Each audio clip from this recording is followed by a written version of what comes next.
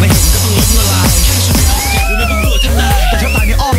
ไม่เสียดายที่จะหัวจนเท้าฉันจะเป๊ะทุกส่วนเพราะว่าเธอเป็นนางแมวผมจะยอมทุกส่วนอยากจะลักพาตัวแต่กูไม่ควรกูหัวใจไม่ปั่นตัวช่วยสาวมันเสียที่เธอได้รู้ว่าฉันนั้นรักเธอเพียงใดต้องเจอพบเธอกี่ครั้งมันก็ไม่เป็นไร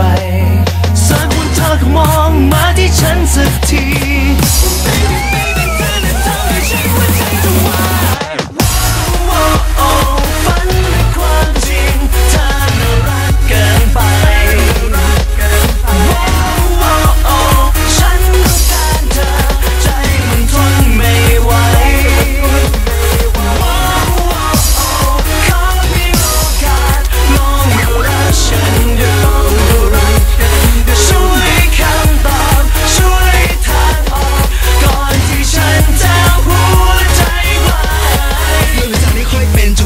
จะเวียนศีรษะมือไม้ชาหมดแล้วล่ะขอเอาเธออย่ากลับแต่แบบขอเวลานอนหน่อยผมก็พอสบายให้โอกาสกับผมสักครั้งรับรองรักผมไม่มีทางผิดหวังที่ LOV ดีโลกเป็นสีชมพูเปิดตาเปิดใจอยากให้เธอได้รู้ว่าฉันนั้นรักเธอเพียงใด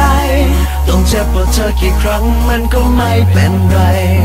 สักวันเธอก็มองมาที่ฉันสักที Oh baby baby เธอไม่ใช่หัวใจจะวาย